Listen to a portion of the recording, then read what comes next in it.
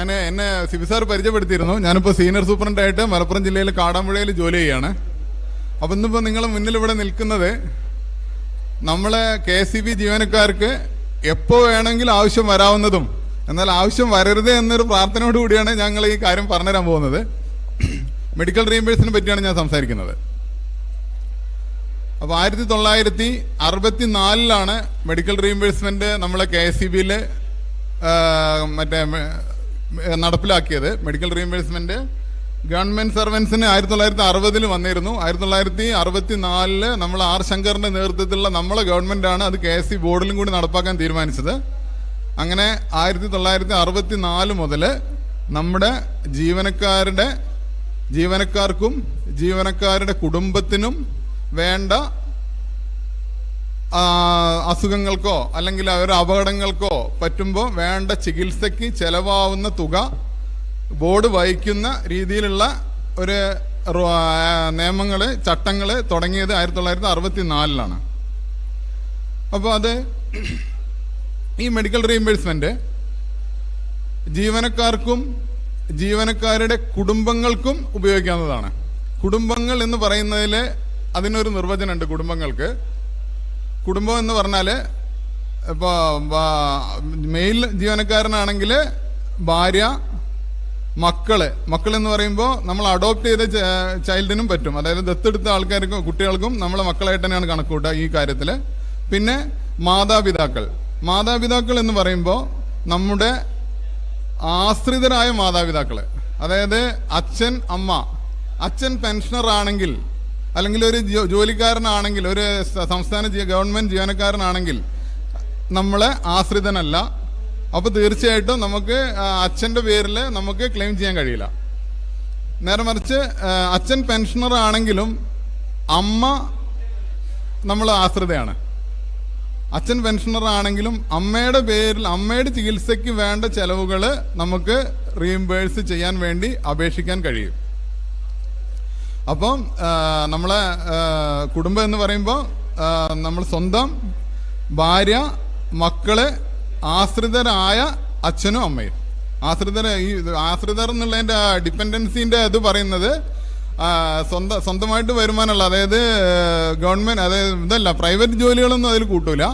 നമ്മളെ ഗവൺമെന്റ് ജോലി അല്ലെങ്കിൽ റീഇംബേഴ്സ് വേറെ രീതിയിൽ മെഡിക്കൽ ധനസഹായം ലഭിക്കുന്ന ആളുകൾക്ക് ചെയ്യാൻ കഴിയില്ല.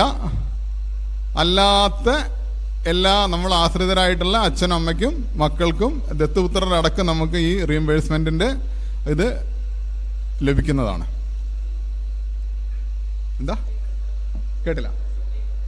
സിബ്ലിംഗ് എന്ന് പറഞ്ഞാല് ഇതല്ലേ നമ്മളെ സ്പൗസ്, സഹോദരങ്ങൾ. സിബ്ലിങ്സ് പറ്റൂല, അതായത് സിബ്ലിങ്സ് പറ്റൂല, സോറി, ഞാൻ സ്പൗസ് ഉദ്ദേശിച്ചത്. സിബ്ലിങ്സ് പറ്റൂല. സഹോദരരെ അവര് നമ്മൾ ആശ്രിതരാണെങ്കിൽ അല്ല, പക്ഷെ നമ്മൾ ഫാമിലിന്റെ ഇതിൽ നിർവചനത്തിൽ സിബ്ലിങ്സ് വരുന്നില്ല. അതിൽ വരുന്നത് ഈ മക്കളും രക്ഷിതാക്കളും മാത്രമേ വരുന്നുള്ളൂ. അതാണ് നമ്മൾ ഫാമിലി അങ്ങനെയാണ് നിർവചിച്ചിട്ടുള്ളത്. സിബ്ലിങ്സ് അല്ലെങ്കിൽ നമ്മൾ സർവീസ് ബുക്കിൽ നമ്മൾ ആഡ് ചെയ്യുന്നതിൽ സിബ്ലിങ്സിന് ആഡ് ചെയ്യാറില്ലല്ലോ. അപ്പം അങ്ങനെയുള്ള ആളുകളുടെ ചികിത്സയ്ക്ക് വേണ്ട ചെലവുകൾ, ചികിത്സ എന്ന് പറഞ്ഞാൽ നമ്മൾ ഇൻപേഷ്യൻ്റ് ആയിട്ടുള്ള ചികിത്സയും പറ്റും, ഔട്ട് പേഷ്യൻ്റ് ആയിട്ടുള്ള ചികിത്സയും പറ്റും. ഇൻപേഷ്യൻ്റ് ആയിട്ട് നമ്മൾ അഡ്മിറ്റ്, അതായത് ഹോസ്പിറ്റലിൽ അഡ്മിറ്റ് ചെയ്തിട്ടുള്ള ചികിത്സയ്ക്കും വേണ്ടിയിട്ട് നമ്മൾ റീഇംബേഴ്സ് ചെയ്യാം. അതല്ലാതെ ഔട്ട് പേഷ്യൻ്റ് ആയിട്ട് നമ്മൾ ഡോക്ടറെ കാണുന്നു, മരുന്ന് വാങ്ങുന്നു, ആ ചികിത്സയ്ക്കും നമുക്ക് റീഇംബേഴ്സ്മെന്റ് കിട്ടും. പക്ഷെ അതിലൊരു ചെറിയ കണ്ടീഷൻ ഉണ്ട്. മിനിമം 10 ദിവസമെങ്കിലും നീണ്ടു നിൽക്കുന്ന ചികിത്സ എന്ന് പറയുന്നത്. പിന്നെ നമുക്ക് ഓട്ടോമാറ്റിക്കായിട്ട് അത് നമുക്ക് കൊടുക്കാവുന്നതേ ഉള്ളൂ. ഡോക്ടർ സർട്ടിഫൈ ചെയ്താൽ മതി ഇത് 10 ദിവസം നീണ്ടു നിൽക്കുന്ന ചികിത്സയാണെന്നുള്ളത്. അപ്പോൾ പ്രോലോങ്ഡ് ഇൽനെസ് എന്നാണ് അതിൽ പറഞ്ഞിട്ടുള്ള വാക്ക്. അപ്പം 10 ദിവസത്തിൽ കൂടുതൽ നീണ്ടു നിൽക്കുന്ന ഔട്ട് പേഷ്യൻ്റ് ചികിത്സയ്ക്കും പിന്നെ നമ്മൾ എത്ര ദിവസം ഒരു ദിവസം ആയാലും ഉള്ള ഇൻപേഷ്യൻ്റ് ചികിത്സയ്ക്കും നമുക്ക് റീഇംബേഴ്സ്മെന്റിന് അർഹതയുണ്ട്, നമുക്കും നമ്മുടെ കുടുംബാംഗങ്ങൾക്കും. പിന്നെ ഇതിൽ റീഇംബേഴ്സ്മെന്റ് എന്ന് പറയുമ്പോൾ നമുക്ക് പല തരത്തിലുള്ള ചികിത്സകളുണ്ട്. അലോപ്പതി ഉണ്ട്, ആയുർവേദം ഉണ്ട്, ഹോമിയോപ്പതി ഉണ്ട്. ഇനി ഇതല്ലാതെ യുനാനി, അക്യുപഞ്ചർ, അങ്ങനെ പല ചികിത്സാ രീതികൾ നമ്മുടെ കേരളത്തിൽ നിലവിലുണ്ട്. പക്ഷെ ഇതിൽ അലോപ്പതി, ആയുർവേദം, ഹോമിയോപ്പതി ഈ 3 സ്ട്രീമിന് മാത്രമേ റീഇംബേഴ്സ്മെന്റ് അനുവദിക്കുന്നുള്ളൂ. യുനാനിക്കും അക്യുപഞ്ചറിനൊന്നും ഇതുവരെ റീഇംബേഴ്സ്മെന്റ് അനുവദിക്കാൻ തുടങ്ങിയിട്ടില്ല. ഗവൺമെന്റ് അത് അനുവദിച്ചിട്ടില്ല ഇതുവരെ. അപ്പോൾ അലോപ്പതി, ആയുർവേദം, ഹോമിയോപ്പതി പിന്നെ ഇതിൽ വേറെ ഒരു കണ്ടീഷനുള്ള എന്താണെന്ന് വെച്ചാൽ നമ്മൾ ഒരേ സമയം ഇതിൽ ഒന്നിൽ കൂടുതൽ രീതിയിലുള്ള ട്രീറ്റ്മെൻറ്റുകൾ ചൂസ് ചെയ്യാൻ പറ്റില്ല. അതായത് ഒരേ സമയത്ത് ഒരേ അസുഖത്തിന് നമ്മൾ ആയുർവേദവും അലോപ്പതിയും കൂടി കമ്പൈൻ ചെയ്ത് ട്രീറ്റ് ചെയ്യാൻ കഴിയില്ല. നമ്മൾ ഏതെങ്കിലും ഒരു സ്ട്രീമേ നമുക്ക് അതിൽ യൂസ് ചെയ്യാൻ കഴിയുള്ളൂ. ഏതെങ്കിലും ഒരു സിസ്റ്റം ഓഫ് മെഡിസിൻ മാത്രമേ നമുക്ക് ഇതിൽ റീഇംബേഴ്സ് ചെയ്യാൻ പറ്റുള്ളൂ. അത് മാത്രമേ റീഇംബേഴ്സിബിൾ ആയിട്ടുള്ളൂ. അപ്പോൾ നമ്മൾ അലോപ്പതി ചികിത്സ നടത്തുകയാണെങ്കിൽ, ഇപ്പോൾ അലോപ്പതിൻ്റെ കാര്യം പറയുകയാണെങ്കിൽ, നമ്മൾ ഇൻപേഷ്യൻ്റ് ആയാലും ഔട്ട് പേഷ്യൻ്റ് ആയാലും നമുക്ക് പ്രൈവറ്റ് ഹോസ്പിറ്റലുകളിൽ ചികിത്സിച്ചാലും നമുക്ക് റീഇംബേഴ്സ്മെൻറ്റിന് അർഹത ഉണ്ട്. എന്നാൽ ആയുർവേദത്തിൻ്റെ കാര്യത്തിൽ ഗവൺമെൻറ് ഡോക്ടറുടെ സർട്ടിഫിക്കറ്റ് ഉണ്ടെങ്കിൽ മാത്രമേ റീഇംബേഴ്സ്മെൻറ്റ് അനുവദിക്കുള്ളൂ. അതാണ് അതിൻ്റെ വ്യത്യാസം. അലോപ്പതി ആയാലും ഹോമിയോപ്പതി ആയാലും ക്ലാസ് എ രജിസ്ട്രേഷനുള്ള പ്രൈവറ്റ് ഡോക്ടേഴ്സിൻ്റെ എസെൻഷ്യാലിറ്റി സർട്ടിഫിക്കറ്റ് വെച്ചിട്ടുണ്ടെങ്കിൽ നമുക്ക് റീഇംബേഴ്സ്മെൻറ്റ് കിട്ടും. എന്നാൽ ആയുർവേദത്തിൻ്റെ ഇന്ത്യൻ സിസ്റ്റം ഓഫ് മെഡിസിൻ ആയുർവേദത്തിൻ്റെ കാര്യത്തിൽ ഗവൺമെൻറ് ഡോക്ടർ സർട്ടിഫിക്കറ്റ് ഉണ്ടെങ്കിൽ മാത്രമേ നമുക്ക് റീഇംബേഴ്സ്മെൻറ്റ് കിട്ടുള്ളൂ. ആ ഒരു വ്യത്യാസം അതിലുണ്ട്.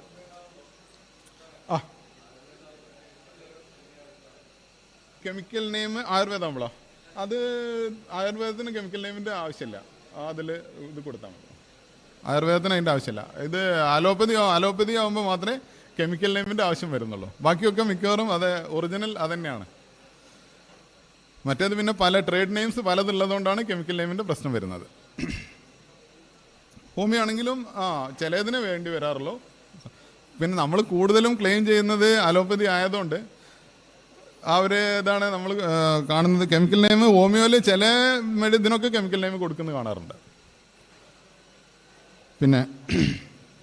പിന്നെ ഈ ഇതിൻ്റെ ഏത് ചികിത്സയായാലും ചികിത്സ കഴിഞ്ഞ് 3 മാസത്തിനുള്ളിൽ, അത് ചികിത്സയുടെ ലാസ്റ്റ് ഡേറ്റിൽ നിന്ന്, നമ്മളിപ്പോൾ ഒരു ഏത് ചികിത്സയായാലും ചികിത്സയുടെ ലാസ്റ്റ് ഡേറ്റിൽ നിന്ന് 3 മാസത്തിൻ്റെ ഉള്ളിൽ നമ്മൾ റീഇംബേഴ്സ്മെൻറ്റിനുള്ള അപ്ലിക്കേഷൻ അതായത് ഏത് ഓഫീസിൽ നിന്നാണോ അത് കിട്ടേണ്ടത് അവിടെ സമർപ്പിച്ചിട്ടുണ്ടായിരിക്കണം. അത് നിർബന്ധമാണ്. ആ 3 ദിവസം കഴിഞ്ഞ് 1 ദിവസം ആയാൽ പോലും നമ്മുടെ ബില്ല് മടക്കും. പിന്നീട് അത് ഡിലേ കണ്ടോൺ ചെയ്യണമെന്നുണ്ടെങ്കിൽ ഫുൾ ബോർഡിന് മാത്രമേ അതിനുള്ള അധികാരമുള്ളൂ. അതുകൊണ്ട് ആ 3 മാസം എന്നുള്ള ചികിത്സ കഴിഞ്ഞ് 3 മാസം എന്നുള്ള ടൈം ലിമിറ്റ് നമ്മൾ കൃത്യമായിട്ട് പാലിക്കണം മെഡിക്കൽ റീഇംബേഴ്സ്മെന്റ് അപ്ലിക്കേഷൻ കൊടുക്കുന്ന സമയത്ത്. എന്താ കേട്ടില്ല? കണ്ടിന്യൂസ് ട്രീറ്റ്മെന്റ് ആണെങ്കിൽ അതിന്റെ ലാസ്റ്റ് ഡേറ്റ് നിങ്ങൾക്ക് അത് എവിടെ വെച്ച് വേണമെങ്കിൽ നിങ്ങൾക്ക് മുറിക്കാം. നമ്മളെ സൗകര്യത്തിന്. കണ്ടിന്യൂസ് ട്രീറ്റ്മെന്റ് ആണെങ്കിൽ നമ്മൾ അപ്ലിക്കേഷനിൽ ലാസ്റ്റ് ഡേറ്റ് ഓഫ് ട്രീറ്റ്മെന്റ് കാണിക്കണം. അതിന്റെ തൊട്ട് മുന്നത്തെ ലാസ്റ്റ് ഡേറ്റ് ഓഫ് ട്രീറ്റ്മെന്റ് കാണിക്കണം. അത്രേ ഉള്ളൂ. അപ്പോൾ നമ്മളിപ്പോൾ കണ്ടിന്യൂസ് ആണെങ്കിൽ ഓരോ മാസം വേണമെങ്കിൽ നമുക്ക് കൊടുക്കാം, 1 വർഷം ഒന്നിച്ച് കൊടുക്കാം. അതൊന്നും വിഷയമല്ല. കണ്ടിന്യൂസ് ആണെങ്കിൽ ഇപ്പോൾ ഒരു കേസ് ഉണ്ടായിരുന്നു. കണ്ടിന്യൂസ് ട്രീറ്റ്മെൻറ്റ് കഴിഞ്ഞ് വീണ്ടും 4 വർഷം കഴിഞ്ഞതിന് ശേഷമാണ് പുള്ളി വീണ്ടും അത് കണ്ടിന്യൂ ചെയ്തത്. പക്ഷേ സെയിം ഡോക്ടർ സെയിം അസുഖമാണെങ്കിൽ അത്രയും കാലത്തെ ആണെങ്കിലും നമുക്ക് ഒന്നിച്ച് റീഇംബേഴ്സ് ചെയ്തു, ബോർഡിൽ നിന്ന് റീഇംബേഴ്സ് ചെയ്തിട്ടുണ്ട് അങ്ങനത്തെ കേസ്. അതെ, അതായത് നമ്മളെ ARUവിൽ എവിടെയാണോ നമ്മൾ അക്കൗണ്ട് റെൻഡറിങ് യൂണിറ്റ്, നമുക്കിപ്പോൾ സെക്ഷൻ ആണെങ്കിൽ ഡിവിഷൻ ഓഫീസിൽ, ട്രാൻസ്മിഷനിലാണെങ്കിൽ ഡെപ്യൂട്ടി സിൻ്റെ ഓഫീസിൽ, സർക്കിൾ ഓഫീസിൽ ഡയറക്റ്റ് കൊടുക്കരുത്. നമ്മളെ കൺട്രോളിങ് ഓഫീസർ ഇതാക്കി കൊടുക്കണം, കൗണ്ടർ സൈൻ ചെയ്ത് കൊടുക്കണം. അതാണ് അതിൻ്റെ രീതി. അപ്പം പക്ഷേ ആ കൗണ്ടർ സൈൻ ചെയ്ത് കൊടുക്കുന്നത് അവിടെ മിനിമം അവിടെയെങ്കിലും ആ ടൈമിൽ എത്തണം. ശരിക്കും ARUവിൽ എത്തണം എന്നാണ് പറയുന്നത്. നമ്മൾ ആരാണോ നമുക്ക് ഈ മെഡിക്കൽ റീഇംബേഴ്സ്മെൻറ്റ് പാസ്സാക്കി തരേണ്ടത് അവിടെ എത്തണം 3 മാസത്തിനുള്ളിൽ. 3 മാസം എന്ന് പറഞ്ഞാൽ അത്യാവശ്യം നല്ല ടൈം ഉണ്ടല്ലോ നമുക്ക്. അപ്പോൾ ഈ മെഡിക്കൽ റീഇംബേഴ്സ്മെൻറ്റിൻ്റെ അപേക്ഷ സമർപ്പിക്കുമ്പോൾ അതിൽ 3 സാധനങ്ങളാണ് വേണ്ടത്. ഒന്ന്, നമ്മൾ ട്രീറ്റ്മെൻറ്റ് നടത്തിയിട്ട് നമുക്ക് മരുന്നിനോ അല്ലെങ്കിൽ അതിൻ്റെ ലാബ് ടെസ്റ്റിനോ ഒക്കെ കിട്ടുന്ന ബില്ലുകളുണ്ടാവുമല്ലോ, ആ ബില്ല് പ്ലസ് ഒരു ഡോക്ടറുടെ ഒരു എസെൻഷ്യാലിറ്റി സർട്ടിഫിക്കറ്റ്, പിന്നെ നമ്മളൊരു ആപ്ലിക്കേഷൻ ഉണ്ട്, ആ ആപ്ലിക്കേഷൻ. ഈ 3 സാധനങ്ങളാണ് ഞാൻ ഇവിടെ കാണിക്കുക. ആപ്ലിക്കേഷനൊക്കെ ഈ 3 സാധനങ്ങളാണ് നമ്മൾ ഇവിടെ സമർപ്പിക്കേണ്ടത്.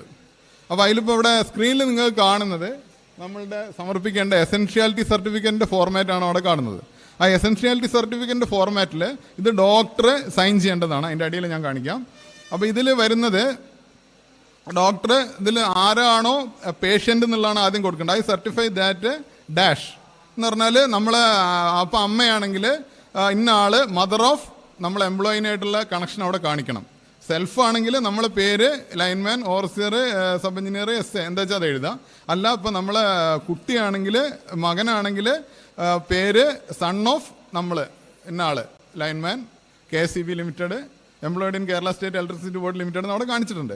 അപ്പോൾ അവിടെ നമ്മൾ ഇത് മിക്കവാറും നമ്മൾ തന്നെയാണ് എഴുതി കൊടുക്കാറ്, ഡോക്ടർ ഒപ്പിട്ട് തരാറ് മാത്രമേ ഉള്ളൂ. ആ പേഷ്യൻറ്റിൻ്റെ മറ്റേ ഡിസീസ് മാത്രമാണ് മിക്കവാറും ഡോക്ടർമാർ എഴുതാറ്. ഇതൊക്കെ നമ്മൾ എഴുതി കൊടുക്കും. ഐ സർട്ടിഫൈ ദാറ്റ് ശ്രീ ഇന്നാണ്. ഇപ്പോൾ ഞാനാണെങ്കിൽ Pradeep, senior superintendent, employed in Kerala state electricity board, അതാണ് അവിടെ ഫില്ല് ചെയ്യേണ്ടത്. അത് കഴിഞ്ഞിട്ട് for a continuous treatment at for the period from dash to dash. ആ പീരീഡ് എന്ന് പറയുന്നത് നമ്മൾ ഔട്ട് പേഷ്യൻ്റ് ആണെങ്കിൽ എന്ത് ചെയ്യണം? നമ്മളെ ഇന്ന ഡേറ്റ് മുതൽ നമ്മളെ കയ്യിലുള്ള ബില്ല്, ഒരു മരുന്ന് വാങ്ങിച്ചൊരു ബില്ലുണ്ടാവുമല്ലോ, ആ ബില്ല് വരുന്ന ഡേറ്റ് ലാസ്റ്റിലേക്ക് വരുന്ന വിധത്തിൽ ഒരു 10 ദിവസം വരുന്ന ഒരു ഡേറ്റ് ഇടാം. നമ്മളെ കയ്യിലുള്ള ആ ബില്ല് ലാസ്റ്റിലേക്ക് വരുന്ന ഒരു 10-15 ദിവസം, ഇപ്പോൾ ആ 15 ദിവസം മുതൽ ഇന്ന ദിവസം വരെ ആ ലാസ്റ്റ് ഡേയിലത്തെ ബില്ല് നമ്മൾ അതിൻ്റെ കൂടെ സമർപ്പിക്കണം. കാരണം അവിടെ നിന്നാണ് പിന്നെ 3 മാസം നമ്മൾ നോക്കുക. അപ്പോൾ അത് ശ്രദ്ധിച്ചാൽ മതി. നമ്മളെ കയ്യിലുള്ള ബില്ലിലത്തെ ഡേറ്റ് ആയിരിക്കണം. നമ്മൾ ഈ ഔട്ട് പേഷ്യൻ്റ് ആണെങ്കിൽ നമ്മളെ കയ്യിലത്തെ ബില്ലിൻ്റെ ഡേറ്റ് ആയിരിക്കണം ഇവിടെ 2 എന്ന് പറഞ്ഞിട്ട് കൊടുക്കുന്ന ഡേറ്റ്. ഇനി ഇൻപേഷ്യൻ്റ് ആയിട്ട് അഡ്മിറ്റ് ചെയ്ത് ട്രീറ്റ് ചെയ്യുകയാണെങ്കിൽ പിന്നെ ഒന്നും നോക്കാനില്ല. അതിലത്തെ ലാസ്റ്റിലത്തെ നമ്മളെ ഡിസ്ചാർജ് ചെയ്ത ഡേറ്റ് ഉണ്ടായിരിക്കുമല്ലോ, അതായിരിക്കും അതിൽ കൊടുക്കേണ്ടത്. ഇനി ചില കേസുകളിൽ ഡിസ്ചാർജ് ചെയ്തിട്ട് പിന്നീട് റിവ്യൂ ഉണ്ടാവും. അതായത് ഡിസ്ചാർജ് ചെയ്ത് ഒരാഴ്ച കഴിഞ്ഞ് ഡോക്ടറെ കാണാം, അപ്പോൾ വീണ്ടും മരുന്ന് വാങ്ങിക്കേണ്ടി വരും. അങ്ങനെയാണെങ്കിൽ ആ ഡേറ്റ് കൊടുത്താൽ മതി. ആ ബില്ല് വരുന്നുണ്ടല്ലോ, ആ ബില്ലിൻ്റെ ഡേറ്റ് കൊടുത്താൽ മതി, ലാസ്റ്റ് ഡേറ്റ്. നമ്മൾ ഡിസ്ചാർജ് ചെയ്തിട്ട് പിന്നീട് ഇതൊന്നും ട്രീറ്റ്മെൻ്റ് ഒന്നും വരുന്നില്ലെങ്കിൽ ആ ഡിസ്ചാർജ് ഡേറ്റ് ആയിരിക്കണം അതിലത്തെ ലാസ്റ്റ് ഡേറ്റ്. അല്ല ഡിസ്ചാർജ് ചെയ്തിട്ട് വീണ്ടും റിവ്യൂ ഉണ്ട്, ഒരു 15 ദിവസം കഴിഞ്ഞ് റിവ്യൂ ഉണ്ട്, അങ്ങനെയാണെങ്കിൽ ആ റിവ്യൂവിൻ്റെ ബില്ല് കൂടി ചേർത്തിട്ട് നമ്മൾ ബില്ല് കൊടുക്കണമെന്ന് നല്ല, അല്ലെങ്കിൽ പിന്നെ അത് വേറെ സെപ്പറേറ്റ് കൊടുക്കേണ്ടി വരും. അപ്പോൾ അതിലും നല്ലത് ഡിസ്ചാർജ് കഴിഞ്ഞു റിവ്യൂ കഴിഞ്ഞിട്ട് എന്നാണോ നമ്മൾ അതിൻ്റെ മരുന്ന് വാങ്ങിക്കുന്നത് ആ ഡേറ്റ് വരെ ഡോക്ടറെ ട്രീറ്റ്മെൻറ്റിലായിരുന്നു എന്ന് ഡോക്ടറെ കൊണ്ട് സർട്ടിഫൈ ചെയ്യുക. അതാണ് ചെയ്യേണ്ടത്. അങ്ങനെ അത് കഴിഞ്ഞ് അതാണ് നമ്മൾ അവിടെ ഫില്ല് ചെയ്യേണ്ട സാധനം. അത് കൊടുത്തു കഴിഞ്ഞാൽ പിന്നെ നമുക്ക് വരുന്നത് patient was suffering from dash disease. ആ ഡിസീസ് ഡോക്ടറിന് എഴുതാണ് നല്ലത്. ഇനി വല്ല കാരണവശാലും ഡോക്ടർ എഴുതാൻ വിട്ടുപോയാൽ, ചിലപ്പോൾ ഡോക്ടർ ഒപ്പിട്ട് തരാൻ മാത്രമേ ഉള്ളൂ, എഴുതാൻ വിട്ടുപോയാൽ നമ്മളെ ഡിസ്ചാർജ് സർട്ടിഫിക്കറ്റ് നിന്ന് നോക്കി എഴുതണം. അല്ലെങ്കിൽ ഡോക്ടറെ കൊണ്ട് തന്നെ എഴുതിക്കുന്നതാണ് ഏറ്റവും നല്ലത്. ഡോക്ടർ അത് എഴുതുന്നു, ഒപ്പിടുന്നു. അപ്പോൾ എസെൻഷ്യാലിറ്റി സർട്ടിഫിക്കറ്റിൽ അത്രയും കാര്യം പറഞ്ഞു. ഇനി വരുന്നത് ആ എസെൻഷ്യാലിറ്റി സർട്ടിഫിക്കറ്റിൻ്റെ ഫോമിൽ നിങ്ങൾക്ക് കാണാം 5 കോളങ്ങളാണുള്ളത്. അതിൽ ഒന്നാമത്തെ column bill number and date. നമുക്ക് മരുന്ന് വാങ്ങിച്ചോ അല്ലെങ്കിൽ ലാബ് ടെസ്റ്റ് നടത്തിയോ കിട്ടുന്ന ബില്ല്. അങ്ങനെ ഓരോ ബില്ലായിട്ട് നമ്മൾ ഇതിലേക്ക് എൻ്റർ ചെയ്യാണ് ചെയ്യുന്നത്. ഇപ്പോൾ ഒരു 10 ബില്ലുണ്ടെന്ന് വെച്ചോളൂ. അപ്പോൾ ആ 10 ബില്ലും നമ്മൾ ആദ്യം എന്ത് ചെയ്യണം? ആ 10 ബില്ലും ക്രോണോളജിക്കൽ ഓർഡറിൽ അറേഞ്ച് ചെയ്യണം. അതായത് ഡേറ്റ് വൈസ് അറേഞ്ച് ചെയ്യാം. ആദ്യത്തെ ബില്ല് ആദ്യം എന്നുള്ള രീതിയിൽ നമ്മൾ അറേഞ്ച് ചെയ്യാം. എന്നിട്ട് വേണമെങ്കിൽ അതിൽ പെൻസിലുകൊണ്ട് 1, 2, 3 അതിൽ എഴുതിയിട്ട് പിന്നെ നമുക്ക് തെറ്റി പോകുന്ന പ്രശ്നമില്ല. എന്നിട്ട് ഒന്നാമത്തെ ബില്ല് എടുക്കുന്നു. ആ ബില്ലിൻ്റെ ബിൽ നമ്പറും ഡേറ്റും ഫസ്റ്റിലത്തെ കോളത്തിൽ എഴുതുന്നു, ബിൽ നമ്പർ ആൻഡ് ഡേറ്റ്. രണ്ടാമത്തെ ട്രേഡ് ബാർ ബ്രാൻഡ് നെയിം എന്ന് പറയുന്നത്, അതായത് ആ നമ്മൾ പാരസിറ്റമോൾ ആണെങ്കിൽ പാരസിറ്റമോൾ അല്ലെങ്കിൽ അസിത്രോമൈസിൻ, എന്താ വെച്ചാൽ അതിൻ്റെ പേര്, ആ ട്രേഡ് നെയിം. ഇപ്പോൾ പാരസിറ്റമോളിന് വേറെ എന്തെങ്കിലും പേരായിരിക്കും ചിലപ്പോൾ ഉണ്ടാവുക. ഡോളോ എന്നായിരിക്കും, ഡോളോ 650 എന്നായിരിക്കും അതിൻ്റെ പേര്. അപ്പോൾ ഡോളോ 650 എന്നാണ് നമ്മൾ അവിടെ എഴുതേണ്ടത്. രണ്ടാമത്തെ കോളത്തിൽ അതിൻ്റെ കെമിക്കൽ നെയിം അല്ലെങ്കിൽ ഫാർമക്കോളജിക്കൽ നെയിം. ഇപ്പോൾ ഡോളോ 650 എന്ന് പറയുന്നതിൻ്റെ ഫാർമക്കോളജിക്കൽ നെയിം അല്ലെങ്കിൽ കെമിക്കൽ നെയിമാണ് പാരസിറ്റമോൾ. അപ്പോൾ രണ്ടാമത്തെ കോളത്തിൽ ഇത് എഴുതി ഡോളോ 650 എന്ന് എഴുതി, മൂന്നാമത്തെ കോളത്തിൽ നമ്മൾ പാരസിറ്റമോൾ എന്ന് എഴുതുന്നു. അതാണ് ചെയ്യുന്നത്. അപ്പോൾ നമുക്ക് ഈ കെമിക്കൽ നെയിം എവിടെ നിന്നാണ് കിട്ടുകയെന്നൊരു സംശയം ഉണ്ടാവും. കെമിക്കൽ നെയിം കിട്ടാൻ ബുദ്ധിമുട്ടൊന്നുമില്ല. ആ മരുന്നിൻ്റെ പേര്, നമ്മൾ ആ ബില്ലിൽ കാണുന്ന മരുന്നിൻ്റെ പേര് ഡോളോ 650 എന്ന് നമ്മളെ ഗൂഗിളിൽ അടിച്ചു കൊടുത്താൽ അതിൻ്റെ കെമിക്കൽ നെയിം നമുക്ക് ആ ഗൂഗിളിൽ കിട്ടും. ഏത് മരുന്നിൻ്റെയും കെമിക്കൽ നെയിം നമുക്ക് ഗൂഗിളിൽ അവൈലബിൾ ആണ്. ഇനി അതല്ല, നിങ്ങൾ വാങ്ങിച്ച മരുന്നാണല്ലോ, നിങ്ങൾ മരുന്നിൻ്റെ കവർ നിങ്ങളുടെ കയ്യിലുണ്ടാവും, ആ കവറുമ്പിൽ നോക്കിയാലും ഉണ്ടാവും അതിൻ്റെ കെമിക്കൽ നെയിം. അപ്പം അതിൽ മരുന്നിൻ്റെ പേര് എഴുതുന്നു, അടുത്ത കോളത്തിൽ നമ്മൾ അതിൻ്റെ കെമിക്കൽ നെയിം എഴുതുന്നു.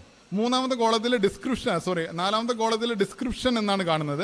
ഡിസ്ക്രിപ്ഷൻ എന്ന് പറഞ്ഞാൽ അതിൻ്റെ എണ്ണമാണ് അവിടെ ഉദ്ദേശിക്കുന്നത്. എത്ര എണ്ണം, ഇപ്പോൾ ഡോളോ ആണെങ്കിൽ അത് എത്ര എണ്ണം വാങ്ങിച്ചു, അല്ലെങ്കിൽ ലാബ് ടെസ്റ്റ് ആണെങ്കിൽ 1 ആയിരിക്കും, അല്ലെങ്കിൽ ചിലപ്പം ഒരേ ഇത് തന്നെ 2, 3, അപ്പോൾ ബ്ലഡ് ടെസ്റ്റ് 2, 3 തവണ ചെയ്തിട്ടുണ്ട്, അപ്പോൾ 3. അതിൻ്റെ എണ്ണം ആണ് അവിടെ, അല്ലെങ്കിൽ ക്വാണ്ടിറ്റി അതാണ് അവിടെ ഉദ്ദേശിക്കുന്നത്. നാലാമത്തെ കോളത്തിൽ അതിൻ്റെ പ്രൈസ്. അപ്പോൾ നമ്മൾ ഈ ചെയ്യുന്നത് മെഡിക്കൽ ബില്ല്, നമ്മളെ ബില്ലിലത്തെ ഓരോ മരുന്നും ആ ഓർഡറിൽ തന്നെ, ആ ബില്ലിൽ കൊടുത്ത അതേ ഓർഡറിൽ എഴുതി ഇങ്ങനെ ഓരോന്നും കൊടുത്ത്, ആ ബിൽ നമ്പർ ഒറ്റ പ്രാവശ്യം ഇട്ടാൽ മതി. ബിൽ നമ്പർ ഫസ്റ്റിലിടുക, പിന്നെ ഓരോ മരുന്നും കൃത്യമായിട്ട് അങ്ങനെ എഴുതുക.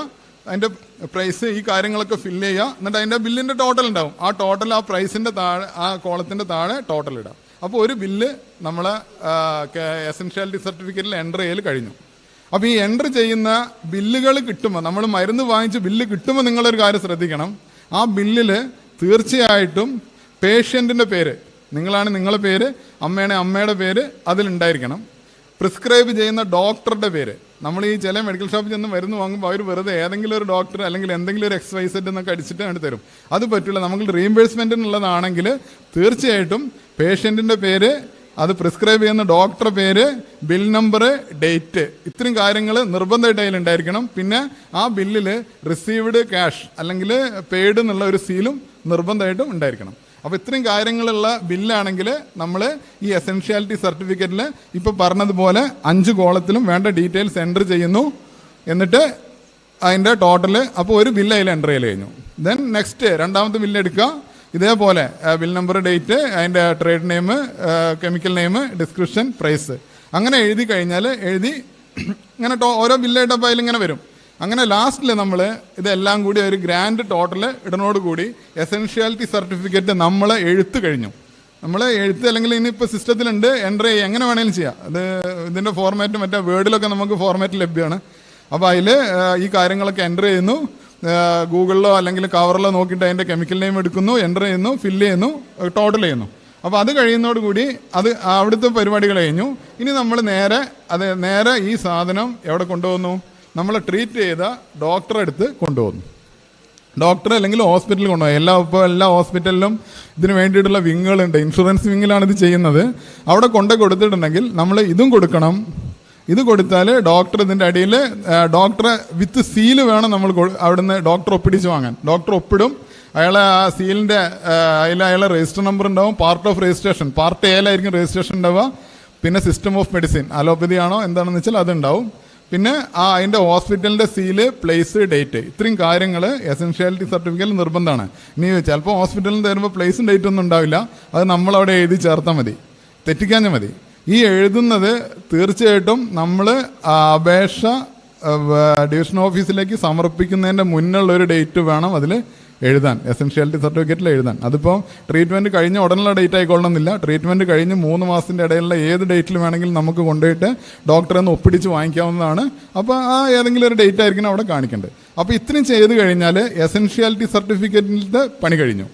എസൻഷ്യാലിറ്റി സർട്ടിഫിക്കറ്റിൽ ഈ മുകളിൽ ഫില്ല് ചെയ്യുന്നു, നമ്മളെ മരുന്നുകളൊക്കെ ഇതിൽ എൻ്റർ ചെയ്യുന്നു. എന്നിട്ട് ഡോക്ടറെ കൊണ്ട് ഒപ്പ് വാങ്ങിക്കുന്നു. ഒപ്പും സീലും, ഹോസ്പിറ്റലിലാണെങ്കിൽ ഹോസ്പിറ്റൽ സീലും കൂടി അവിടെ ഒരു സീൽ കാണണ്ടല്ലോ, ഒരു ഹോസ്പിറ്റലിൻ്റെ റൗണ്ട് സീലും വായിക്കുന്നതോടുകൂടി എസൻഷ്യാലിറ്റി സർട്ടിഫിക്കറ്റിൻ്റെ പണി കഴിഞ്ഞു. ഇനി നമ്മൾ ഇതിൻ്റെ കൂടെ കൊടുക്കേണ്ട അടുത്ത സാധനങ്ങൾ എന്ന് പറഞ്ഞാൽ ബില്ലുകളാണ്.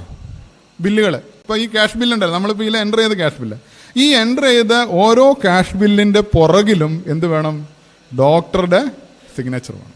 അപ്പോൾ ഡോക്ടർ എസൻഷ്യാലിറ്റി സർട്ടിഫിക്കറ്റിൽ മാത്രം ഒപ്പിട്ടാൽ പോരാ. ഈ മരുന്നുകളൊക്കെ ഡോക്ടർ പ്രിസ്ക്രൈബ് ചെയ്തിട്ട് നിങ്ങൾ വാങ്ങിയതാണ് എന്നതിനുള്ള തെളിവിന് വേണ്ടിയിട്ട് ഓരോ ബില്ലിന് പുറകിലും ഡോക്ടർ ഒപ്പിടണം. അത് എത്ര ബില്ലുണ്ടെങ്കിലും 19 ബില്ലൊക്കെ ഉണ്ടാവും ഓരോരുത്തർ ട്രീറ്റ്മെൻറ്റിന്. പക്ഷേ നമ്മൾ ആ ഡിപ്പാർട്ട്മെൻറ്റിൽ കൊടുത്തു പോന്നാൽ ഡോക്ടറെ സൗകര്യം അനുസരിച്ചിട്ട് ഒപ്പിട്ട് വെച്ചോളും, പിന്നീട് അവർ നമുക്ക് തന്നോളും. അപ്പോൾ അതൊന്നും ഒരു ബുദ്ധിമുട്ടുള്ള കാര്യമല്ല. അപ്പോൾ അതൊക്കെ കണക്കാക്കിയിട്ട് ഈ ഹോസ്പിറ്റലിൽ നിന്ന് ബില്ലൊക്കെ കിട്ടാനുള്ള കാലതാമസം കണക്കാക്കിയിട്ട് നമ്മൾ എന്ത് ചെയ്യണം? കുറച്ച് നേരത്തെ കാര്യങ്ങൾ ചെയ്തു തുടങ്ങണം. എന്നാലേ ഈ 3 മാസം, മറ്റേത് 3 മാസം പെട്ടെന്ന് തീരും. നമ്മൾ പറയുമ്പോൾ 3 മാസമൊക്കെ ഉണ്ടെങ്കിലും നമ്മൾ ഈ ട്രീറ്റ്മെൻറ്റ് കഴിഞ്ഞ് അത് കൊടുക്കണം എന്നൊക്കെ ആലോചിച്ച് ആരെക്കൊണ്ടെങ്കിലുമൊക്കെ എഴുതിച്ച് നമ്മളിത് കൊടുത്ത് അവിടുന്ന് ഒരു ചിലപ്പോൾ ഡോക്ടർ ലീവിലായിരിക്കും. അപ്പോൾ അതൊക്കെ കഴിഞ്ഞ് ഡോക്ടർ വന്ന് ഒപ്പിട്ടെന്ന് ഇവിടെ കൊടുക്കാറാകുമ്പോഴേക്കും 3 മാസം കഴിഞ്ഞിട്ടുണ്ടാവും. അപ്പോൾ ഒരിക്കലും അതിന് നിൽക്കരുത്. നമ്മൾ റീഇംബേഴ്സ് ചെയ്യുന്നുണ്ടെങ്കിൽ ട്രീറ്റ്മെൻറ്റ് കഴിഞ്ഞ ഉടനെ തന്നെ കാര്യങ്ങൾ തുടങ്ങാം. ഇനിയിപ്പോൾ നിങ്ങൾ സ്വന്തമായിട്ട് എഴുതി, ഇത് വേറെ ആരെക്കൊണ്ടെങ്കിലും എഴുതിക്കുമ്പോഴൊക്കെയാണ് സമയം എടുക്കുക. അപ്പോൾ നിങ്ങൾ സ്വന്തമായിട്ട് എഴുതുമ്പോൾ ആ പ്രശ്നമില്ല. സ്വന്തമായിട്ട് നമുക്കറിയാലോ എത്രയാണ് ഡേറ്റ് നോക്കുക. അപ്പോൾ അത് ചെയ്യുന്നു, വേഗം എഴുതുന്നു, ഡോക്ടറെ കൊണ്ട് ഒപ്പിടിക്കുന്നു, സബ്മിറ്റ് ചെയ്യുന്നു. അപ്പോൾ അതിൽ ഇനി ഞാൻ പറഞ്ഞു വന്നത് ബില്ലിനെ പറ്റിയിട്ടാണ്. ഈ ക്യാഷ് ബില്ലിൻ്റെ ഓരോ ക്യാഷ് ബില്ലിൻ്റെ പുറകിലും നമ്മളെ ട്രീറ്റ് ചെയ്ത ഡോക്ടർ ഒപ്പിടണം. അപ്പോൾ ഇതിൽ ഉള്ള കാര്യം എന്താണെന്ന് വെച്ചാൽ ഈ എസൻഷ്യാലിറ്റി സർട്ടിഫിക്കറ്റും ബില്ലുകളും ഒക്കെ ഒപ്പിടേണ്ടത് നമ്മൾ ട്രീറ്റ് ചെയ്ത ഡോക്ടറാണ്. ഈ ബില്ലിൽ, മെഡിക്കൽ ബില്ലിൽ ആരെ പേരാണ്, ഏത് ഡോക്ടറെ പേരാണോ ഉള്ളത് ആ ഡോക്ടർ ഒപ്പും സീലാണ് അതിൽ വേണ്ടത്. ചിലപ്പോൾ നമ്മൾ ഹോസ്പിറ്റലിൽ ചെല്ലുമ്പോൾ ഒരു ഡിപ്പാർട്ട്മെൻറ്റിൽ ഇപ്പോൾ ഒരു യൂറോളജീൻ്റെ പ്രശ്നത്തിന് ചെന്നു, യൂറോളജി ഡിപ്പാർട്ട്മെൻറ്റിൽ നമ്മൾ ട്രീറ്റ് ചെയ്യുന്ന ഒരു ഡോക്ടറായിരിക്കും, അവിടെ വേറെ ഡോക്ടേഴ്സ് ഉണ്ടാവും. അപ്പോൾ ചിലപ്പോൾ നമ്മൾ ഒപ്പിടാൻ കൊണ്ട് ചെല്ലുമ്പോൾ ഇൻഷുറൻസിൽ നിന്ന് വേറെ ഏതെങ്കിലും ഡോക്ടറെ കൊണ്ടായിരിക്കും ഒപ്പിടിക്കുക, അല്ലെങ്കിൽ ഈ ഡോക്ടർ അവൈലബിൾ അല്ലെങ്കിൽ അവർ വേറെ ഡോക്ടറെ കൊണ്ട് അവിടെ ഒപ്പിടിക്കും. അപ്പോൾ എന്ത് വേണമെന്ന് വെച്ചാൽ ആ ഹോസ്പിറ്റലിൽ നിന്ന് നമ്മൾ ഈ ഡോക്ടറും നിങ്ങളെ ട്രീറ്റ് ചെയ്തിട്ടുണ്ടെന്നുള്ളൊരു സർട്ടിഫിക്കറ്റ് വാങ്ങിച്ചാൽ മതി. അല്ലെങ്കിൽ ഈ യൂറോളജി ഡിപ്പാർട്ട്മെൻറ്റിലാണ് ട്രീറ്റ് ചെയ്തത്, ഇന്ന ഡോക്ടറാണ് ട്രീറ്റ് ചെയ്തത്, ഈ ഡോക്ടറെയാണ് അതിൻ്റെ ഒപ്പിടാൻ വേണ്ടി ചുമതലപ്പെടുത്തിയിരിക്കുന്നത്. ഇതിൽ ഏതെങ്കിലും ഒരു സർട്ടിഫിക്കറ്റ് നമ്മൾ ആ ഹോസ്പിറ്റലിൽ നിന്ന് വാങ്ങിക്കണം, എന്നാലേ നമുക്ക് റീംബേഴ്സ് ചെയ്യാൻ പറ്റുള്ളൂ.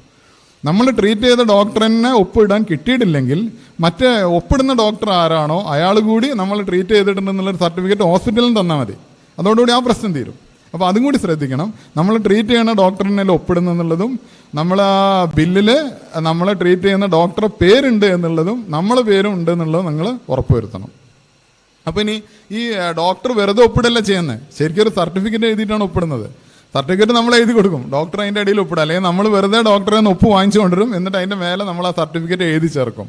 അതിൽ എഴുതി ചേർക്കുന്നത് ഇതിൽ പ്രിസ്ക്രൈബ് ചെയ്തിട്ടുള്ള മരുന്നുകളുടെ വില ലോക്കൽ മാർക്കറ്റിലുള്ള വിലയേക്കാളും കൂടുതലല്ല, does not exceed the market price prevalent in this locality എന്നാണ് അതിൽ കൊടുക്കുക. അതായത് ഈ മരുന്നിൻ്റെ വില കൂട്ടിയുള്ള മരുന്നല്ല വാങ്ങിച്ചിട്ടുള്ളത്. അതായത് സാധാരണ മാർക്കറ്റിലുള്ള വില തന്നെ ഉള്ളൂ, എക്സോർബിറ്റൻ്റ് ആയിട്ടുള്ള ചിലവ് വരുന്നില്ല, എക്സസ് ആയിട്ടുള്ള വില അതിന് വരുന്നില്ല എന്നും prescribed by me and administered to ഇന്നാൾ, ഞാനാണിത് ഈ മരുന്ന് പ്രിസ്ക്രൈബ് ചെയ്തത് എന്നും ഇന്ന ആൾക്ക് വേണ്ടിയാണ് എഴുതിയതെന്നും എഴുതിയിട്ടുള്ളൊരു സർട്ടിഫിക്കറ്റ് നമ്മൾ അതിൻ്റെ മേലെ എഴുതുന്നുണ്ട്. ഞാൻ ആ നോട്ടിൽ ആ സർട്ടിഫിക്കറ്റ് അതിൽ കൊടുത്തിട്ടുണ്ട്.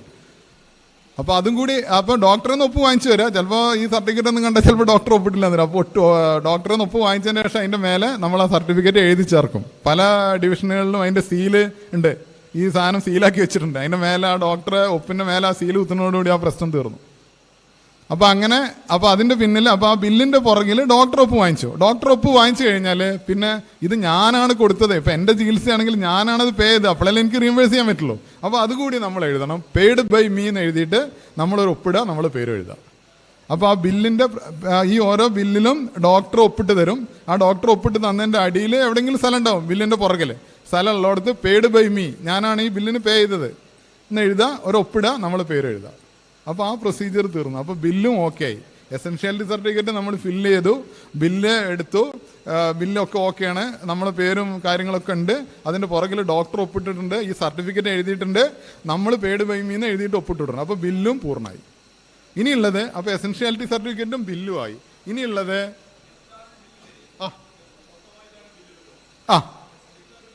വേണം, അത് പറയാം. ഡിസ്ചാർജ് ബില്ല് ഇപ്പോൾ പല ഇതിലും ഒന്നിച്ച് ഡിസ്ചാർജ് ബില്ലിൽ ഡീറ്റെയിൽഡ് ബില്ല് ഉണ്ടാവില്ല. മെഡിസിൻ ഇത്ര, മറ്റേ ഓപ്പറേഷൻ ചാർജ് ഇത്ര എന്നൊക്കെ പറഞ്ഞിട്ടുള്ള ബില്ലാണ് ഉണ്ടാവുക. അപ്പോൾ ആ ഒരു കാര്യം കൂടി ശ്രദ്ധിക്കണം, അത് ഞാൻ പറയാൻ വരുമായിരുന്നു. ആ ഒരു കാര്യം കൂടി ശ്രദ്ധിക്കണം. നമുക്ക് ഡീറ്റെയിൽഡ് ബില്ല് ഉണ്ടെങ്കിൽ മാത്രമേ നമുക്ക് റീംബേഴ്സ്മെൻറ്റ് നടക്കുള്ളൂ. കാരണം നമ്മളെ റീംബേഴ്സ്മെൻറ്റ് എന്ന് പറഞ്ഞാൽ മരുന്നുകൾക്കുള്ള ചാർജ് അതേമാതിരി റീംബേഴ്സ് ചെയ്യും.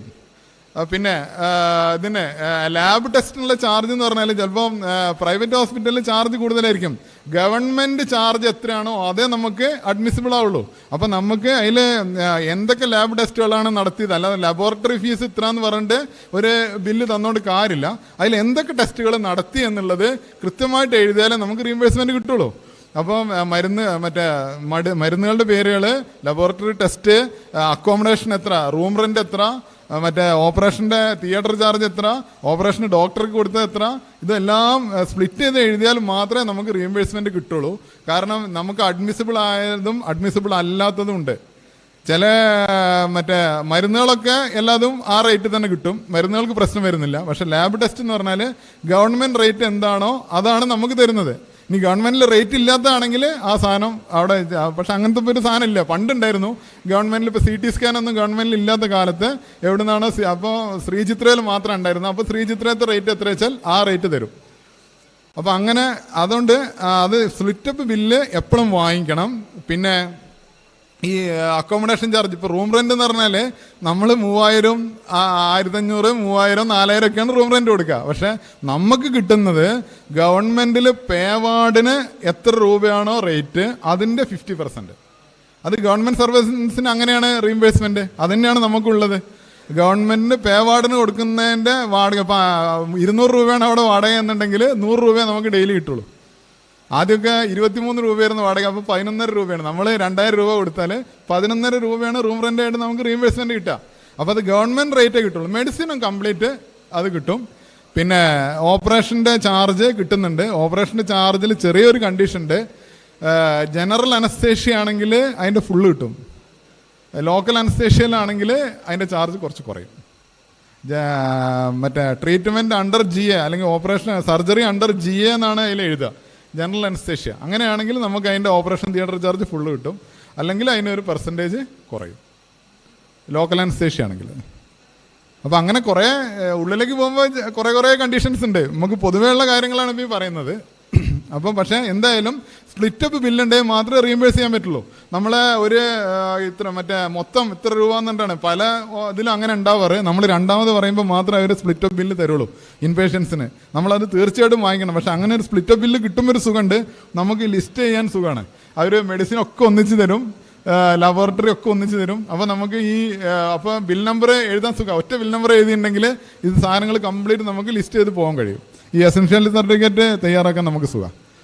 അപ്പോൾ അങ്ങനെ സ്പ്ലിറ്റപ്പ് ചെയ്ത് ബില്ല് വാങ്ങിക്കുന്നു, നമ്മൾ എസൻഷ്യാലിറ്റി സർട്ടിഫിക്കറ്റ് എഴുതുന്നു, ഓരോ ബില്ലിന് പുറകിൽ ഡോക്ടറെ കൊണ്ട് ഒപ്പിടിക്കുന്നു, നമ്മൾ സർട്ടിഫിക്കറ്റ് എഴുതുന്നു, നമ്മൾ പെയ്ഡ് ബൈ മീ എന്ന് എഴുതി ഒപ്പിടുന്നു. ഇത്രയും കഴിഞ്ഞാൽ എസൻഷ്യാലിറ്റി സർട്ടിഫിക്കറ്റും ബില്ലും ഓക്കെ ആയി. അത് കഴിഞ്ഞാൽ മതി. അത് പറയാം.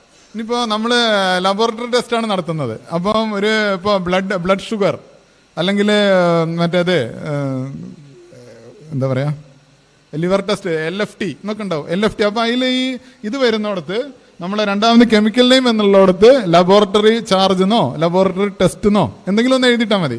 അതിനൊന്നും കെമിക്കൽ നെയിം ഉണ്ടാവില്ല, അതൊരു ടെസ്റ്റ് അല്ലേ. അതേമാതിരി റൂം റെൻ്റ് എന്നുള്ളിടത്ത് നമ്മൾ അക്കോമഡേഷൻ ചാർജ് എന്ന് എഴുതും. കൺസ്യൂമബിൾസ് അതുണ്ട്. അതായത് സിറിഞ്ച്, സൂചി അങ്ങനത്തെ സാധനങ്ങൾക്കൊക്കെ കെമിക്കൽ നെയിം എഴുതുന്നിടത്ത് നമ്മൾ കൺസ്യൂമബിൾസ് എന്ന് എഴുതാം. അതായത് മരുന്നല്ലാത്ത സാധനങ്ങൾക്ക് എഴുതുമ്പോൾ ശ്രദ്ധിക്കുക, മരുന്നിന് മാത്രമല്ലേ കെമിക്കൽ നെയിം ഉണ്ടാവുള്ളൂ. മരുന്നല്ലാത്ത സാധനങ്ങൾ എഴുതുമ്പോൾ ഇപ്പോൾ സിറിഞ്ച്, സൂചി, മുറിവ് തുന്നണ നൂല്, അല്ലെങ്കിൽ മറ്റേ ഗ്ലൗസ്, അങ്ങനത്തെ കുറേ സാധനങ്ങളുണ്ട് കൺസ്യൂമബിൾസ് ആയിട്ടുള്ള. അതിന് നമ്മൾ കൺസ്യൂമബിൾസ് ആണ് ഇതിൽ കൊടുക്കുക. എന്താ പറയുക, കെമിക്കൽ നെയിമിൻ്റെ സ്ഥലത്ത് നമ്മൾ അതാണ് കൊടുക്കുക. അവിടെ കെമിക്കൽ നെയിം ഉണ്ടാവില്ല ആ സാധനങ്ങൾക്ക്. മരുന്നിന് മാത്രമേ കെമിക്കൽ നെയിം ഉണ്ടാവുള്ളൂ. ലാബ് ടെസ്റ്റ് ആണെങ്കിൽ ആ കോളത്തിൽ, കെമിക്കൽ നെയിമിൻ്റെ കോളത്തിൽ നമ്മൾ ലബോറട്ടറി ടെസ്റ്റ് എന്ന് എഴുതും, അല്ലെങ്കിൽ ലബോറട്ടറി ചാർജ് എന്ന് എഴുതും. റൂം റെൻ്റ് ആണെങ്കിൽ അക്കോമഡേഷൻ ചാർജ് എന്ന് എഴുതും. നേഴ്സിംഗ് ഫീ, മറ്റേ ഡോക്ടർ ഫീ അങ്ങനെയൊക്കെ ആണെങ്കിൽ ട്രീറ്റ്മെൻറ്റ് ചാർജ് എന്ന് എഴുതും. അതൊക്കെയാണ് എഴുതി കൊടുക്കുന്നത്. കാരണം അത് നമ്മൾ മറ്റേ ആപ്ലിക്കേഷൻ വരുമ്പോൾ അതിൽ കാണാം, അതിൽ പറയാം.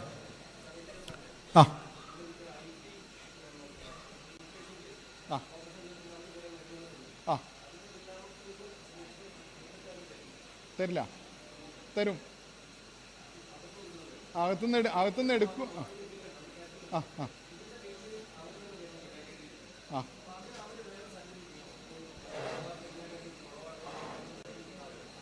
കൂടുതലാണെങ്കിലും കുറവാണെങ്കിലും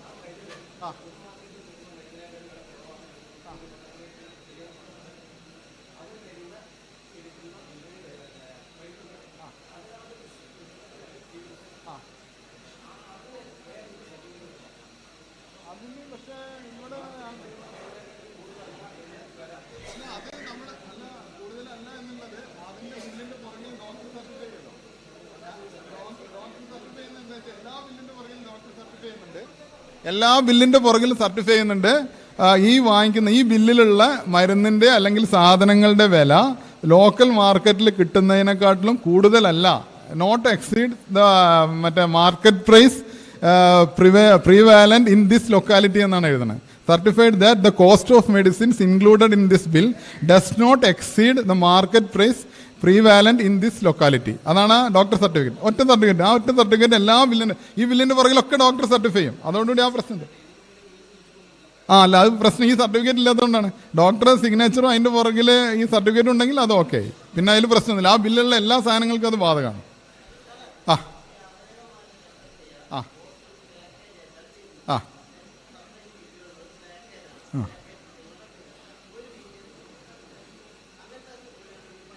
പക്ഷേ അല്ല, അത് പാക്കേജ് ആണെങ്കിലും ഒന്നിച്ച് അങ്ങനെ സ്പ്ലിറ്റപ്പ് തന്നിട്ട് ഇവിടെ റീഇംബേഴ്സ് ചെയ്തിട്ടുണ്ടല്ലോ.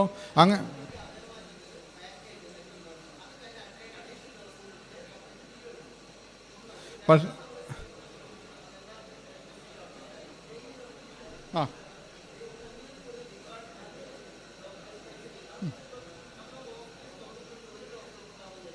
മതി മതി മതി മതി. ആ ഹാ ആ വെക്കാം. അത് ഒരു ഷീറ്റല്ല, എത്ര ഷീറ്റ് വേണേലും വെക്കാം. ആ ആ അങ്ങനെ ചെയ്യാൻ കഴിയില്ല. അതായത് ഏതെങ്കിലും ഒന്ന് നിങ്ങൾക്ക് ഒന്നുകിൽ ഇൻഷുറൻസ് ഓപ്റ്റ് ചെയ്യുക, അല്ലെങ്കിൽ നമ്മൾ റീഇംബേഴ്സ്മെന്റ് ഓപ്റ്റ് ചെയ്യാം. ഇൻഷുറൻസ് ഓപ്റ്റ് ചെയ്താൽ ഒറിജിനൽ ബില്ല് അവർ കൊണ്ടുപോകും, അവർക്ക് പോവില്ലേ? എങ്ങനെ കേട്ടില്ല? അതായത് ഇൻഷുറൻസിൽ ക്ലെയിം ചെയ്തതിന് ബാക്കിയില്ലേ? പക്ഷെ അപ്പോൾ മറ്റേ ഇതിൽ നമ്മളെ ഡിസ്ചാർജ് സർട്ടിഫിക്കറ്റും നമ്മളെ ട്രീറ്റ്മെൻറ്റിൻ്റെ ഡേറ്റും കൂടി ടാലി ചെയ്യുമോ? ചെയ്യും. അങ്ങനെയാണെങ്കിൽ പ്രശ്നമൊന്നുമില്ല, ബോർഡിന് പ്രശ്നമൊന്നുമില്ല. ഒറിജിനൽ ബില്ല് സബ്മിറ്റ് ചെയ്തിട്ടുണ്ടാവണം. ആ എടുക്കും. ആ കിട്ടില്ല. ആ അല്ല, അതിന് കുഴപ്പമില്ല. കാരണം അത് പുതിയ കേസുകളാണ് ഇങ്ങനെ വരുന്നത്. അങ്ങനെ വരുന്നത് നമ്മൾക്ക് മറ്റേ ബോർഡ് സ്ക്രൂട്ടിനി ചെയ്യുമ്പോൾ എത്ര മാത്രമേ നോക്കുന്നുള്ളൂ. ആ സമയത്ത് നിങ്ങൾ അല്ലെങ്കിൽ നിങ്ങളെ കുടുംബാംഗമാണ് ട്രീറ്റ് ചെയ്തിട്ടുള്ളത്. ആ ട്രീറ്റ് ചെയ്തതിനുള്ള ബില്ലുകൾ കൃത്യമായിട്ടുണ്ടോ, അത് ഡോക്ടർ സർട്ടിഫൈ ചെയ്തിട്ടുണ്ടോ, എസെൻഷ്യൽ സർട്ടിഫിക്കറ്റ് ഉണ്ടോ, ആ കാര്യങ്ങൾ നോക്കുന്നുള്ളൂ. പിന്നെ ഇയാൾ മറ്റേ അവയവമാറ്റ ശസ്ത്രക്രിയേൻ്റെ കാര്യം പറഞ്ഞത്, ഇപ്പോൾ ഒരു കേസ് അങ്ങനെ കോഴിക്കോട് നിന്ന് ഒരു പ്രശ്നം കിടക്കുന്നുണ്ട്. ഒരാൾ മറ്റേ കരൾ മാറ്റി വെച്ച കേസ്. ഏകദേശം ഒരു 10 മിനിറ്റ് വന്നിട്ടുണ്ടല്ലോ. ഓക്കെ. അപ്പം അതൊരു ഫുള്ള് പാക്കേജ് ആയതുകൊണ്ട് അതിൻ്റെ സ്പ്ലിറ്റപ്പ് കിട്ടാത്തതുകൊണ്ട് ബോർഡ് സാങ്ഷൻ ചെയ്തില്ല. ബോർഡ് ആ സ്പ്ലിറ്റപ്പ് ഉള്ള കാര്യങ്ങൾക്ക് മാത്രമേ പൈസ കൊടുത്തുള്ളൂ. അതുകൊണ്ട് അയാൾ മെഡിക്കൽ അഡ്വാൻസ് എടുത്ത് ട്രീറ്റ് ചെയ്ത ആളാണ്. വലിയൊരു എമൗണ്ട് തിരിച്ചടക്കേണ്ട അവസ്ഥയിലെത്തി. അപ്പോൾ ഇപ്പം അത് ബോർഡിൻ്റെ കൺസിഡറേഷന് വേണ്ടിയിട്ട് നമ്മൾ അപ്ലൈ ചെയ്തിട്ട് സിപി സാറാണ് അത് ചെയ്തുകൊണ്ടിരിക്കുന്നത്. അത് ചെയ്ത് ശരിയാക്കാനുള്ള പരിപാടിയിലാണ്. അപ്പോൾ പക്ഷേ ഇതിൻ്റെ മുന്നേ ഫുൾ എമൗണ്ട് അനുവദിച്ച കേസുകളൊക്കെ സ്പ്ലിറ്റപ്പ് കൊടുത്തിട്ടുണ്ട്. ഇതിന് ഇത്ര, ഓരോ ട്രീറ്റ്മെൻറ്റിന് ഇത്ര, അതായത് ഓരോ ഹോസ്പിറ്റലിൻ്റെ പ്രശ്നമായിരിക്കാം. അപ്പോൾ ചില ഹോസ്പിറ്റലുകാർ കൃത്യമായിട്ട് സ്പ്ലിറ്റപ്പ് കൊടുക്കുന്നുണ്ട്. സ്പ്ലിറ്റപ്പ് കിട്ടിയാൽ മാത്രമേ ബോർഡ് അത് റീഇംബേഴ്സ് ചെയ്യുന്നുള്ളൂ. അതാണ് ഇപ്പോഴത്തെ അവസ്ഥ. അങ്ങനെയൊന്നുമില്ല. ഇല്ല, നമ്മളിപ്പോൾ മെഡിസിൻ മാത്രമേ ഇപ്പോൾ ഇതിനെ യൂസ് ചെയ്തിട്ടുള്ളൂ വെച്ചാൽ നിങ്ങൾക്ക് 100% കിട്ടും. മെഡിസിൻ്റെ ഫുൾ എമൗണ്ട് നിങ്ങൾക്ക് കിട്ടും. നമുക്ക് കുറഞ്ഞു പോണത് മെയിനായിട്ട് അക്കോമഡേഷൻ ചാർജും ട്രീറ്റ്മെൻറ്റ് ചാർജും ഒക്കെയാണ്. അത് ഗവൺമെൻറ് റേറ്റ് എന്താണോ അതിന് മാത്രമേ നമുക്ക് കിട്ടുള്ളൂ.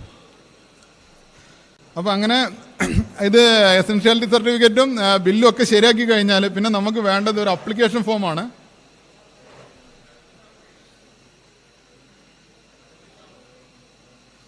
എന്താ കേട്ടില്ല?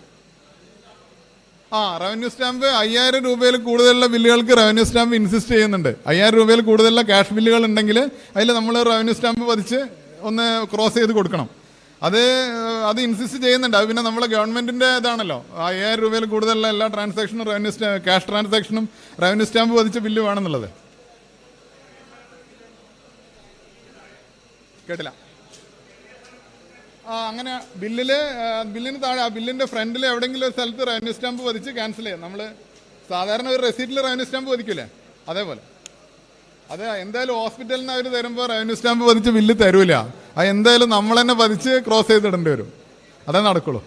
അപ്പോൾ നമ്മൾ എസെൻഷ്യാലിറ്റി സർട്ടിഫിക്കറ്റും ഇതും നമ്മളെ ബില്ല് ശരിയാക്കി കഴിഞ്ഞാൽ ഇങ്ങനെ ഒരു അപ്ലിക്കേഷനും കൂടി വെച്ചിട്ട് വേണം നമ്മളത് ARUവിൽ സബ്മിറ്റ് ചെയ്യാൻ.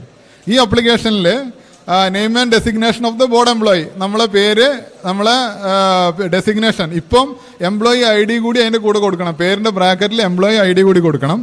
പിന്നെ നമ്മളെ pay scale and scale of pay, ഏത് ഓഫീസിലാണ് വർക്ക് ചെയ്യുന്നത്, അവിടെ ആ ഓഫീസിൻ്റെ സ്ഥലം, റെസിഡൻഷ്യൽ അഡ്രസ്സ്, നമ്മളെ വീട്ട് അഡ്രസ്സ്.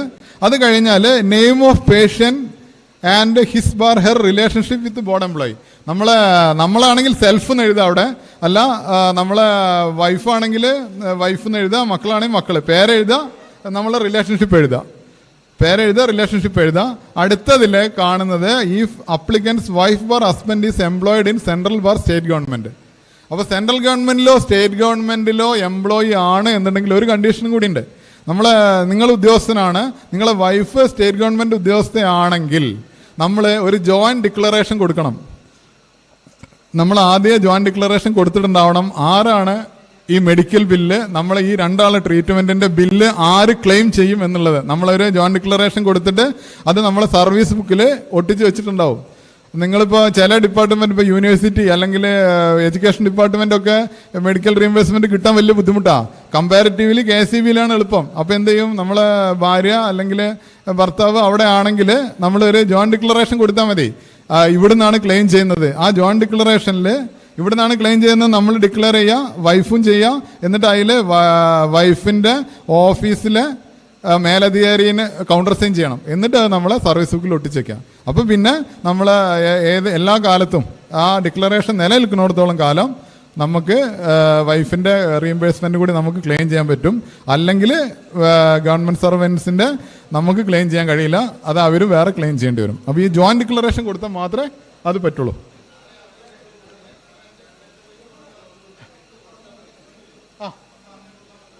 അല്ല, മെഡിസപ്പിൽ അപ്പോൾ ഇല്ല, അവരവിടെ ക്ലെയിം ചെയ്യൂലേ, അവിടെ ക്ലെയിം ചെയ്യും. അതിന്റെ മുന്നേ ഉള്ളതാണിത്. അല്ല, ഇനിയിപ്പോൾ മെഡിസപ്പിൽ അവർ ക്ലെയിം ചെയ്യില്ല എന്ന് എന്തായാലും അവിടുന്ന് മേലധികാരി എഴുതി ഒപ്പിട്ട് തരൂലല്ലോ. ഇല്ല,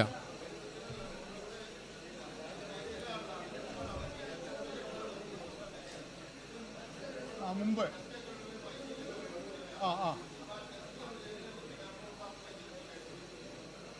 അത് മെഡിസപ്പ്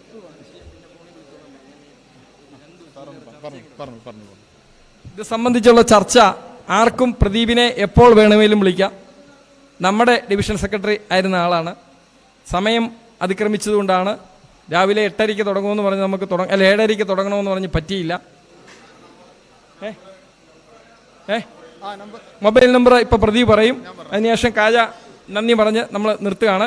ഒരു 2-3 ജില്ലയുടെയും കൂടെ ചർച്ചയുണ്ട്. ഹസൻ സാർ ഇങ്ങോട്ട് പോന്നിട്ടുണ്ട്. പിന്നെ വേറെ എന്തെങ്കിലും നേതാക്കന്മാർ വരുന്നുണ്ട്. നമുക്ക് പെട്ടെന്ന് തീർക്കണം, പലരും പോകണമെന്ന് പറഞ്ഞതുകൊണ്ടാണ്. ബാക്കി ക്ലാസ്സുകളൊക്കെ ഇത് ഉള്ള ക്ലാസ് ഒന്നുകൂടെ ശരിക്ക് ലൈവിൽ കിടക്കും എപ്പോഴും നമ്മുടെ സൈറ്റിൽ, വേണ്ടുന്നവർക്ക് കാണാം. അപ്പോൾ പ്രദീപ് നമ്പർ പറയും. ഓക്കെ, അപ്പോൾ പറഞ്ഞു വന്നത് ഏതായാലും ഈ ആപ്ലിക്കേഷനും കൂടി ചേർത്ത് നമ്മൾ എയിനെ കൊണ്ട് ഒരു സബ്മിഷൻ എഴുതി കൊടുത്ത് എയിനെ കൊണ്ട് ഫോർവേഡ് അയച്ച് ഡിവിഷൻ ഓഫീസിൽ കൊടുക്കുന്നതോടുകൂടി ആ പ്രശ്നം തീർന്നു. പിന്നെ ഒറ്റ കാര്യം കൂടി ഒന്ന് സൂചിപ്പിക്കാം, നമുക്കൊരു മെഡിക്കൽ അഡ്വാൻസിൻ്റെ പ്രൊവിഷനും കൂടി ഉണ്ട്. നമുക്ക് പെട്ടെന്ന് ജീവൻ രക്ഷിക്കേണ്ട അവസ്ഥയിലുള്ള അസുഖങ്ങൾ, ക്യാൻസർ, ഹാർട്ട്, അങ്ങനത്തെ അസുഖങ്ങൾ അല്ലെങ്കിൽ അപകടങ്ങളൊക്കെ പറ്റുമ്പം ഇൻട്രസ്റ്റ് ഫ്രീ ആയിട്ട് നമ്മൾ ഒരു ഡോക്ടർ എത്ര രൂപയാണ് ഇയാളെ ട്രീറ്റ്മെൻറ്റിന് വേണ്ടത് എന്ന് പറയുന്ന അത്ര രൂപ, 10 ലക്ഷമൊക്കെ നമുക്ക് കിട്ടാറുണ്ട്. അത്ര രൂപ ആ ഡോക്ടർ സർട്ടിഫിക്കറ്റിൻ്റെ ബലത്തിൽ നമുക്ക് ഇൻട്രസ്റ്റ് ഫ്രീ ആയിട്ട് തരാറുണ്ട്. അതിനെ പറ്റി അതും ഞാൻ ആ നോട്ടിൽ അതൊക്കെ എഴുതിയിട്ടുണ്ട് കേട്ടോ. നോട്ടിൽ അതിൻ്റെ കാര്യങ്ങളൊക്കെ എഴുതിയിട്ടുണ്ട്. അപ്പോൾ അതിൻ്റെ കൂടുതൽ കാര്യങ്ങൾ എനിക്ക് അറിയുന്ന കാര്യങ്ങളൊക്കെ എപ്പോൾ വിളിച്ചാലും ഞാൻ പറഞ്ഞുതരാം. എൻ്റെ നമ്പർ എഴുതിക്കോളൂ, 9447 9447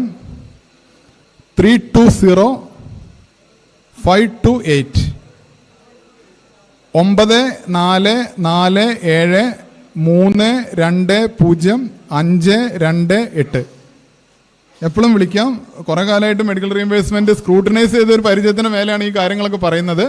അപ്പോൾ ഏതായാലും കൂടുതൽ സംശയങ്ങൾ വിളിച്ച് ചോദിക്കാം. തൽക്കാലം ഞാൻ എൻ്റെ പേര് പ്രദീപ് എന്നാണ് പേര്. തൽക്കാലം ഞാൻ ക്ലാസ് നിർത്തുകയാണ്. കൂടുതൽ കാര്യങ്ങൾ